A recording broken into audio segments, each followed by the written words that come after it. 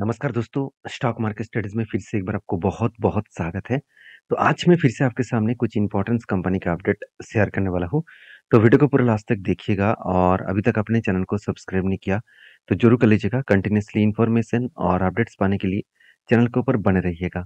तो चलो देख लेते हैं कौन-सा कंपनी के ऊपर।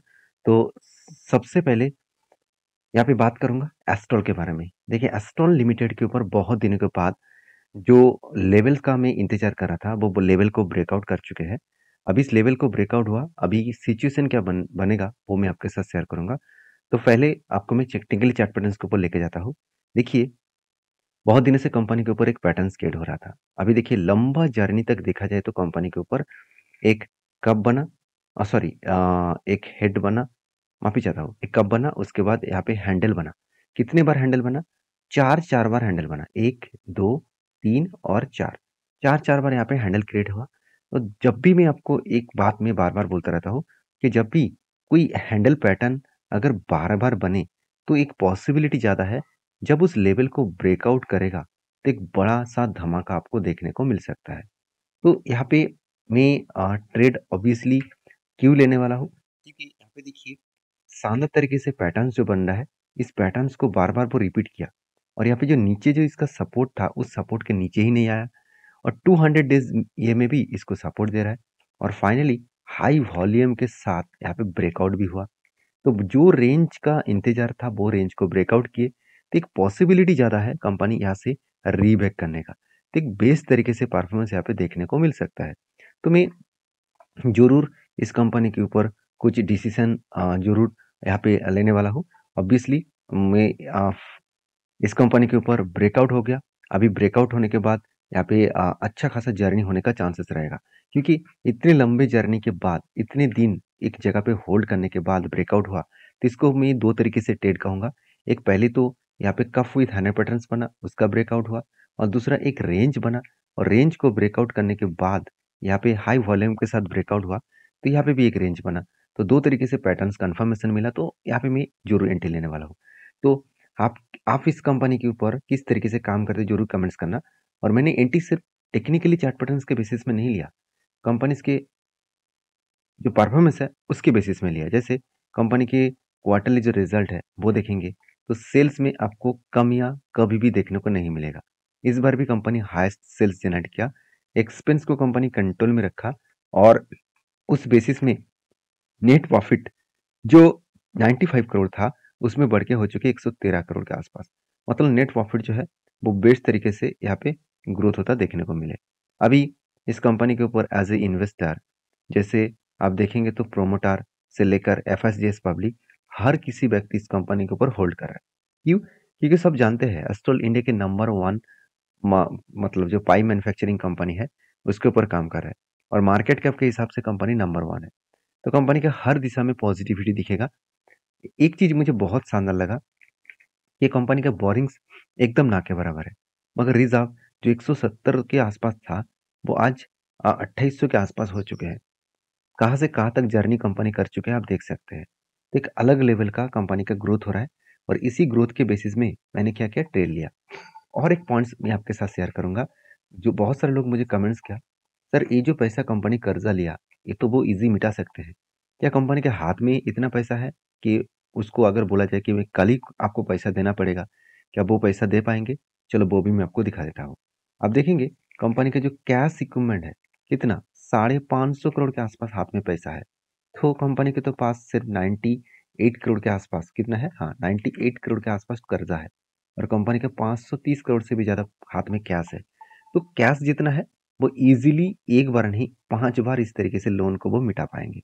तो यही खासियत है इस कंपनी का और मज़ेदार बात यही है कि कंपनी के जो ट्रेड रिसीवेबल है, इस बार भी अच्छा खासा ट्रेड मिला, कंपनी को प्रोजेक्ट मिला और कंपनी के सीडब्ल्यूआईपी में 200 करोड़ के आसपास कंपनी पैसा लगा। मतलब बेस्ट तरीके से कुछ पैसा यहाँ पे लगा चुके हैं। तो मेरे हिसाब से कुछ अच्छा खासा यहाँ पे ग्रोथेबल सिचुएशन देखने को मिल सकता है। बाकी आपकी क्या राय है ज़रूर मुझे कमेंट्स करके बताना। नेक्स्ट जो कंपनी है जिसके बारे में चर्चा करूँ, उसका नाम है आईजीएल, इंद्रप्रस्थ गैस लिमिटेड। तो इसके ऊपर मज़ेदार बात एक है कि वो कंपनी इतने दिनों से जब करेक्शन हुआ था, तब मैंने आपको बताया था कि कंपनी धीरे-धीरे करके एक रेजिस्टेंस को फ़ॉलो अप करके एक सपोर्ट को वो बार-बार रीटेस्ट करके वो ऊपर जा रहा है। मतलब वो अप ट्रेंड में जाएगा और कहाँ तक जाएगा? जिसका प्रीवियस हाई लेवल है वहाँ तक जाएगा और 200 डेज़ ईएमए को वो रीटेस्ट करके वापस भी आ सकते हैं। देखिए यहाँ पे रीटेस्ट किया, नीचे आए, मैं एक बार कलर चेंज कर देता हूँ। अभी देखिए फिर से ऊपर गया, उसके बाद फिर से नीचे आए, फिर से ऊपर गया, फिर से नीचे आ रहा है। मतलब यहाँ पे जो जो रेंज है वो नैरो होता चला जा रहा है। मतलब आइदर वो ऊपर लेवल को ब्रेकआउट करके ऊपर जा सकते हैं, नहीं तो वो नीचे साइड में फॉल हो सकते हैं। 2 तरीके से सिनेरियो पे बन सकता है। अभी देखिए एक चैनल यहाँ पे बन चुके हैं। वो चैनल का मतलब है यहाँ पे देखिए यहाँ पे एक स्ट्रांगली इसका रेजिस्टेंस बनते चले जा रहे हैं और यहाँ पे नीचे साइड में एक स्ट्रांगली सपोर्ट बनते चले जा रहे हैं। इसी चैनल के अंदर अगर वो ब्रेकआउट करे, यहाँ पे इस लेवल को ब्रेकआउट करे तो वो ऊपर जाने का कोशिश भी करेंगे, क्योंकि कंपनी का जो प्रीवियस जो इसका रेजिस्टेंस है वो 490 रुपीज़ के आसपास है। इस 490 रुपीज़ तक जाने का वो कोशिश करेंगे। अभी देखिए मेरे कहने पे तो वो नहीं जाएंगे, वो उसके जो बायर सेलर है उसके ऊपर डिपेंड करके वो काम करेंगे। तो यहाँ पे एक चीज़ों को ध्यान देना, कंपनी के जो ऊपर जो परफॉर्मेंस है वो बेस्ट तरीके से आपको देखने को मिला है। अभी लोगों का कहना है कि इतना बड़ा फॉल क्यों हुआ था सर? क्योंकि इसका इतना बड़ा फॉल होने के पीछे एक रीज़न है। गवर्नमेंट ने जब अनाउंसमेंट कर दिया कि जितने सारे सीएनजी गाड़ियाँ हैं उसको बंद करने वाले हैं, उसके जगह पे इलेक्ट्रिक व्हीकल मार्केट में लॉन्च करेंगे। तो इस बात को सुनकर ही कंपनी के ऊपर बिग फॉल देखने को मिला। अभी अभी आपको मैं ये दिखाऊँगा कि इस बात की रिपोर्ट आने के बाद क्या सही में कंपनी का फाइनेंशियल में कुछ इम्पैक्ट आया? मेरे हिसाब से तो बिल्कुल नहीं, क्योंकि अगर क्वार्टरली रिजल्ट देखेंगे तो कंटिन्यूअसली कंपनी का सेल्स में एक रेंज के हिसाब से कंपनी सेल्स करते चले जा रहे हैं और एक्सपेंस को कंपनी कंट्रोल करने के बाद नेट प्रॉफिट भी देखेंगे तो हर साल में कंपनी का नेट प्रॉफिट ठीक-ठाक ही देखने को मिलेगा। तो जब कंपनी का सेल्स अच्छा है, कंपनी का प्रॉफिट मार्जिन ठीक-ठाक चल रहा है, तो उस कंपनी के ऊपर चिंता करने का ज़रूरत नहीं है। बाकी यहाँ पे इस कंपनी के ऊपर सबसे इम्पोर्टेंस पॉइंट मुझे जो देखने को मिला, वो है कंपनी का कर्जा। कंपनी का बोरिंग्स एकदम ना के बराबर है, मगर फिक्स रिजर्व जो है वो लगातार बढ़ते चले जा रहे हैं और फिक्स्ड एसेट भी बढ़ता हुआ देखने को मिले। 1500 करोड़ के आसपास फिक्स्ड एसेट था, वो 6000 करोड़ बन चुके हैं। तो एक अलग लेवल का ग्रोथ यहाँ पे देखने को मिले। बाकी आप इस कंपनी के ऊपर सबसे जो मुझे बेस्ट पॉइंट लगा वो है CWIP। कंपनी खुद के बिजनेस के ऊपर हाईएस्ट पैसा इस बार लगा चुके हैं। तो जब कोई भी कंपनी खुद के बिजनेस के ऊपर ज़्यादा से ज़्यादा पैसा लगा रहा है, उस पैसा लगाने के बाद अच्छा खासा प्रॉफिट भी कर रहा है, क्या उस कंपनी के ऊपर नेगेटिव सोचना चाहिए? देखिए मैं तो बिल्कुल नहीं सोचता, आप किस तरीके से सोचते हैं मुझे ज़रूर कमेंट्स करना। तो एज ए इन्वेस्टर इस कंपनी के ऊपर देखेंगे तो कंपनी अगर बेकार होता तो म्यूचुअल फंड खुद का होल्डिंग को नहीं बढ़ाते और एफएस होल्डिंग को कंटिन्यू नहीं करता, वो पहले ही माल बेचकर भाग जाते। तो मैं इस कंपनी के ऊपर पॉजिटिव व्यू रखता हूँ। आप किस तरीके से रखते हैं जरूर कमेंट्स करना। नेक्स्ट जो कंपनी है उसका नाम है जुबलियंट फूडवेयर। देखिए जुबलियंट फूडवेयर के ऊपर मैंने बहुत पहले से ही एक एंट्री ले चुका हूँ, मगर अभी अभी देखा जाए तो मुझे लॉसेस चल रहा है। वो किस तरीके से लॉसेस चल रहा है वो मैं आपको दिखा दूँ।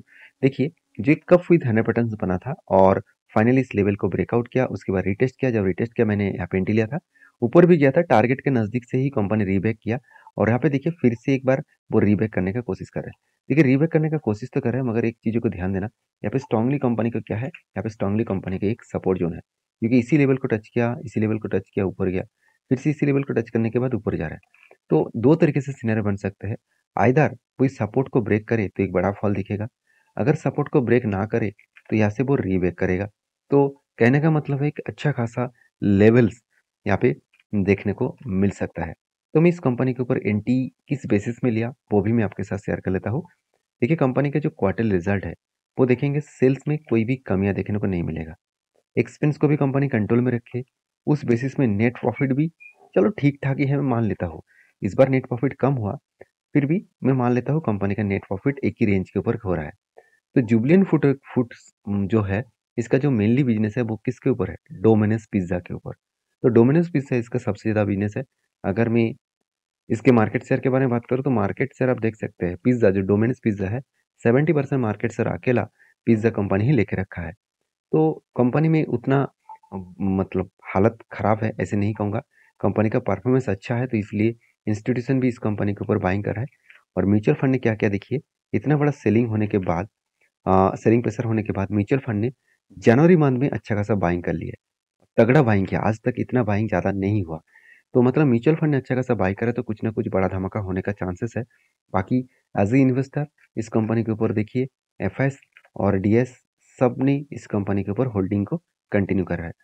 तो मैं इस कंपनी को नेगेटिव के हिसाब से नहीं देखूँगा, क्योंकि कंपनी के बहुत सारे पॉइंट पॉजिटिव है।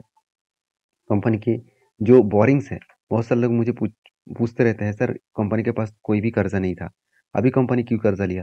देखिए, बिजनेस में कभी कभी कर्जा लेना पड़ता है, ऐसे नहीं कि हर टाइम वो खुद के जेब से पैसा लेकर ही काम करेंगे। कभी कभी नया प्रोजेक्ट बनाने के लिए, कोई भी प्रोजेक्ट को बड़ा करने के लिए पैसे की जो जरूरत पड़ेगा, तो वो उस पैसे को वो बोरिंग्स के हिसाब से लेते हैं। अभी इस कंपनी के सबसे इंपॉर्टेंट पॉइंट क्या है? सबसे इम्पोर्टेंट पॉइंट जो है, कंपनी देखिए जिस तरीके से कर्जा भी ले रहा है, उसी तरीके से खुद के बिजनेस के ऊपर इन्वेस्टमेंट भी कर रहा है। तो जब कंपनी का मैनेजमेंट इतना स्ट्रांग है, तो उस कंपनी के ऊपर डरना नहीं चाहिए। तो मैं इस कंपनी के ऊपर ऑब्वियसली कंटिन्यू करूंगा, क्योंकि यहाँ पे कप विथ 100% बना है। और उसके बाद रिटेस्ट किया, उसके बाद नीचे भी आया। अभी देखूंगा कि किस तरीके से यहाँ पे इस लेवल को वो नीचे लेवल को ब्रेकआउट करते हैं, कि अप साइड में वो ब्रेकआउट करते हैं।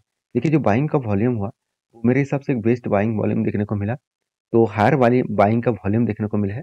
तो मुझे नहीं लग रहा कि इतना बड़ा फॉल दिखेगा। हाँ, यहाँ से इस लेवल को फिर से रिटेस्ट करके वापस जा सकते हैं। अभी मार्केट है, कुछ भी हो सकते हैं। बाकी आप इस कंपनी के ऊपर क्या राय रखते हैं, जरूर कमेंट्स करना। और वीडियो में अगर जानकारी अच्छा मिले तो प्लीज़ लाइक करना। मिलते हैं नेक्स्ट वीडियो में, तब तक के लिए धन्यवाद।